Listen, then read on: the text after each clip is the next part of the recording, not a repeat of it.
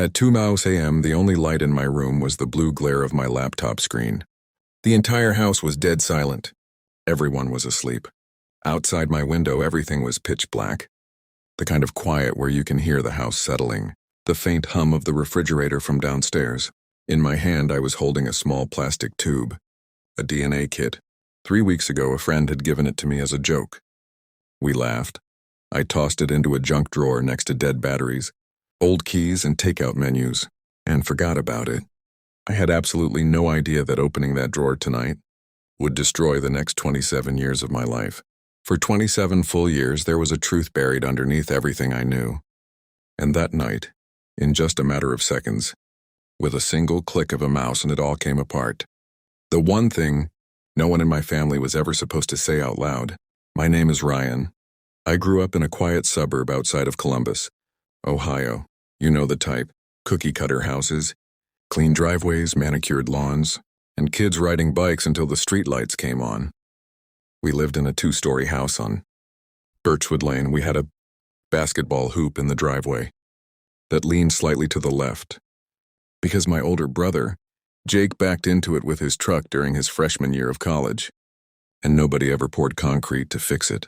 It was just one of those things we lived with. It was a normal house, a normal life. My mom was always up before anyone else.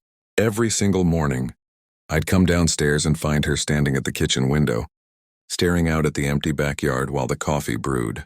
I used to think she was just a morning person, soaking in the quiet before the chaos of 4 kids started. My dad was the quiet type. He coached my little league team for 3 years, never missed a single game, but he always drove home in complete silence, radio turned off, both hands locked on the steering wheel at 10 and 2. I had 2 older brothers, Jake and Connor, and a younger sister, Melissa. Melissa and I looked so much alike that strangers in grocery stores used to ask if we were twins. I thought I knew every single inch of my life.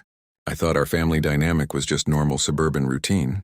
But looking back now with the clarity of what I know today, there were signs, small quiet glitches in reality that I just brushed away because it's easier to believe the routine than to question it. I was always the lightest-skinned one in the family. Not dramatically, but enough that extended relatives would sometimes point it out at summer barbecues. My mom would quickly smile, tighten her jaw for a fraction of a second, and smoothly change the subject. When I was 8, I found a shoebox in the back of her closet while looking for hidden Christmas wrapping paper. Inside, among old family photos from the 80s, was a picture of a tired young woman holding a newborn baby. She was smiling, but her eyes looked completely hollow, like she was looking through the camera at something terrifying. When I brought it downstairs and asked Mom who it was, she looked at it for a split second, went completely pale and said, "That's just an old friend from college, honey." She put it straight into her jeans pocket, and I never saw that photo again. Then there was Thanksgiving when I was 10. I went upstairs from the basement to get a soda from the kitchen and heard my Aunt Carol's voice from the bottom of the stairs, whispering in a frantic tone, "He's getting older, Sarah. At some point you have to tell him." And then my mom's voice cut through the air, firm, low, and terrifyingly sharp. "That is not happening, ever." I walked back downstairs, my heart thumping, and told myself it was about a surprise birthday party or my bad school grades. You force yourself to believe the simplest lie because the alternative means your whole world doesn't make sense. Fast forward to December 2023. I couldn't sleep. Just that specific kind of winter restlessness where your brain won't shut up at 2 a.m.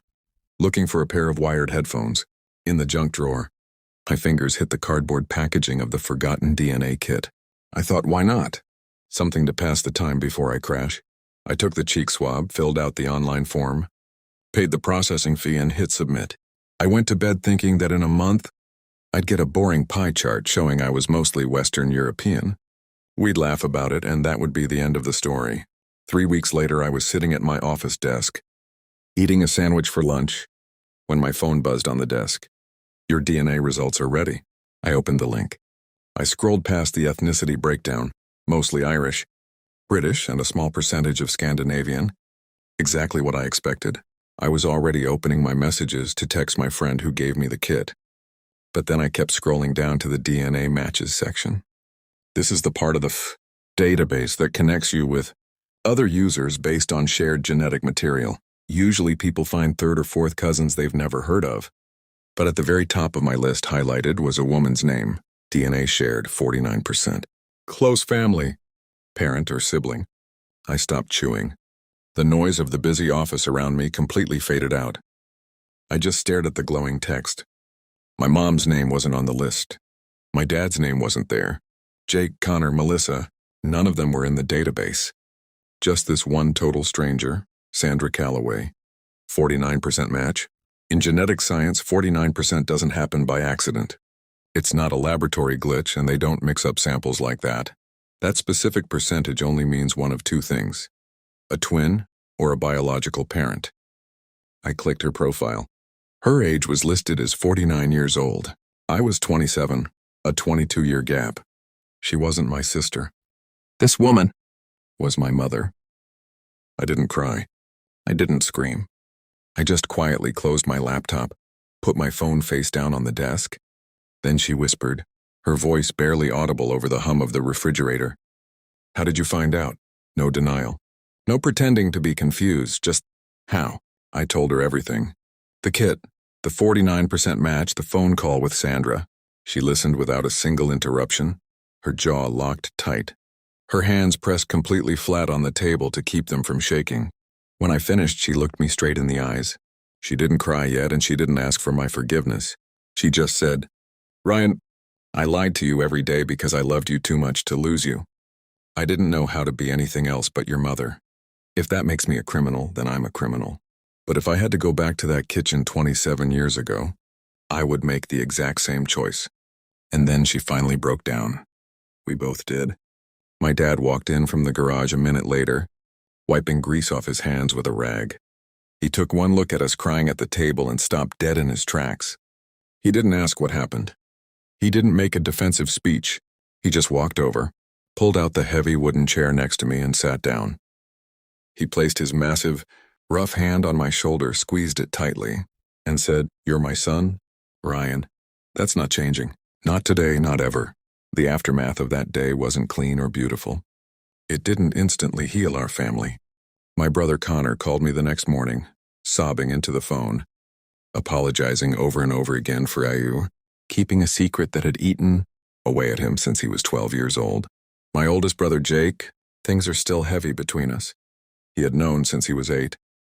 He admitted to me over a beer at a loud sports bar that there were dozens of nights he wanted to scream the truth to me when we were kids, but he couldn't bear the thought of destroying our mom.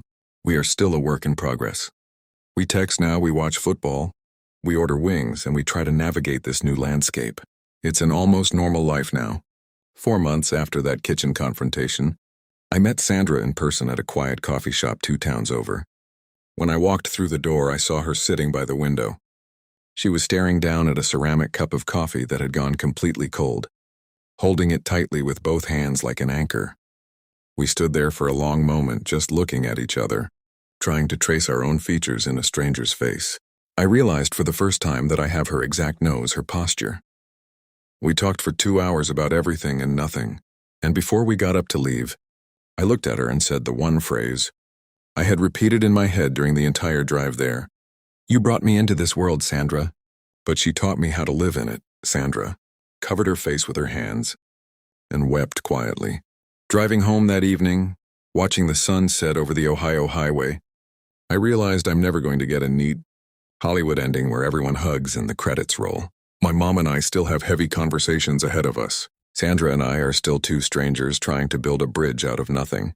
My siblings still look at me a little differently sometimes, but for the first time in 27 years, I don't feel like I'm walking on a fragile layer of ice. Thinking about one woman sitting by a window decades ago, watching the morning light break in absolute despair, and thinking about another woman standing by her kitchen window every morning, carrying the weight of a monumental lie just to keep me safe. Both of them suffered. Both of them gave up pieces of themselves. And both of them are mine. Knowing the whole truth, as messy and fractured as it is, feels more like standing on solid ground than I've felt in a very long time.